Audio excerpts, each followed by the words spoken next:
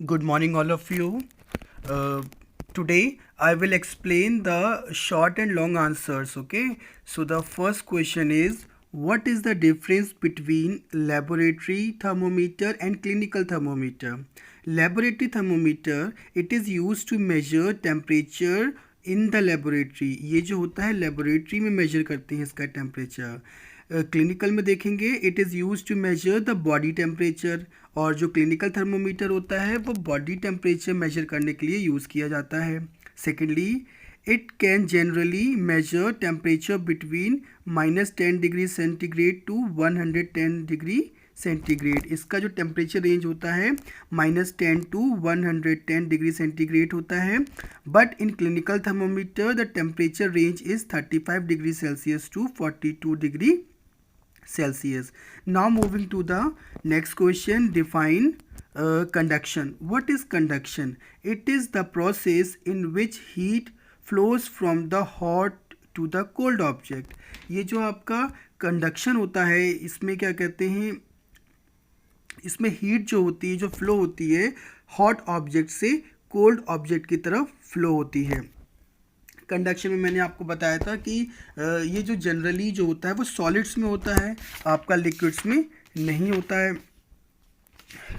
Next हम बात करते हैं नेक्स्ट कैटेगरी की, that is the question, what are the methods of transfer of heat. अब हम ये देखेंगे कि हीट ट्रांसफ़र के कौन कौन से मेथड्स होते हैं. ठीक है, और हमने 3 मेथड्स पढ़े थे. See the 3 methods of transfer of heat are conduction, convection and radiation. Very simple answer. Okay, so these are the 3 methods of transfer of heat. Next question is, what are insulators? Give example. Insulators क्या होते हैं आपको examples के साथ आपको explain करना है. इसमें क्या कर सकते हैं, objects which do not allow heat to pass through them are called insulators. ऐसे ऑब्जेक्ट्स जो अपने आर पार या अपने से पास होके कोई भी हीट ट्रांसफ़र नहीं करते उन्हें इंसुलेटर्स कहते हैं. For example plastic, glass etcetera are the insulators of heat, और we can say bad conductor of heat also. Why do we wear woolen clothes in winter? We wear woolen clothes in winter because air is a poor conductor of heat and woolen clothes do not allow the transfer of body heat to escape or keep us warm. ठीक है, हम ध्यान रखेंगे कि environment में जाने नहीं देती हीट को और हमें वार्म रखती है.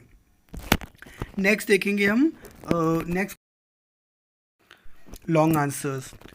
How do transfer of heat take place in solids? Justify your answer with the help of experiment. आपको पता है कि जो हीट का ट्रांसफ़र जो होता है सॉलिड्स में वो कंडक्शन मेथड की वजह से होता है. इसमें आप क्या करिए, एक आयरन और मेटल की रॉड ले लीजिए, place 5 drops of wax at equal distance, अलग अलग डिस्टेंस पे इक्वल डिस्टेंस पे आप वैक्स को प्लेस कर दीजिए. Fix one end of the rod in between the 2 bricks, 2 bricks के बीच में एक एंड को आप फिक्स कर दीजिए. ठीक है, और सेकंड साइड आप क्या करेंगे, आप वहाँ पे फ्लेम चलाएंगे. ठीक है, now place a burning candle at one end of the rod. Now you will notice या observe that the wax piece जो होती है वो हल्के हल्के आपका वो बर्न करेगी. तो फर्स्ट वाले को बर्न करेगी, फिर वो नेक्स्ट, इस तरीके से वो धीरे धीरे करके सारे जितने भी वैक्स आपने जो पॉइंट जहाँ डाले थे वो सब में पहुँच जाएगा. This shows that the heat flows from the candle passes through one and start melting the wax other. मतलब कहने का ये है कि जिस तरीके से वो जो कैंडल रखी है वो वहाँ जब आप उसको बर्न करोगे तो आपने वैक्स जहाँ जहाँ आपने प्लेस करी है तो एक एंड से दूसरे एंड को वो मेल्ट करेगी. इस तरीके से वो मेल्ट करते करते सारे पॉइंट्स को कवर कर लेगी. और इस तरीके से हम कह सकते हैं कि जो आपका जो भी हीट ट्रांसफ़र है वो आपका सॉलिड्स में कंडक्शन मेथड की थ्रू हो रहा है. See the diagram also. Diagram में आप देखिए किस तरीके से सेटअप बनाया है. 2 ब्रिक्स ली गई हैं, उसमें आपने क्या करा है, वो रॉड को फिक्स किया गया है और कैंडल आप उसको बर्न कर रहे हो. बर्न करने के साथ साथ हर पॉइंट पे आपका बर्निंग हो रही है, फिर वो आपका हीट जो है अदर पॉइंट को ट्रांसफ़र कर रहा है. इस तरीके से यहाँ पे सॉलिड्स में हीट ट्रांसफ़र हो रहा है. नाउ नेक्स्ट क्वेश्चन है आपका, explain with the diagram how land breeze originate. Land breeze originate मतलब यहाँ पे हम लैंड ब्रीज के बारे में बात करेंगे। तो इसमें देखेंगे कि जो नाइट के समय में क्या होता है, वाटर जो होता है जल्दी कूल डाउन हो जाता है as compare to the land, क्योंकि लैंड में जो आपकी सैंड होती है वो देर से आपकी गर्म होती है, तो देर से ठंडी भी होती है, ठीक है। Therefore the air above the sea is now hotter. तो सी के ऊपर की जो एयर होती है वो हॉटर होती है और lighter than the air above the land. अगर लैंड्स की एयर से कंपेयर करेंगे तो सी की जो एयर होती है वो लाइटर भी होती है और हॉटर भी होती है, ठीक है।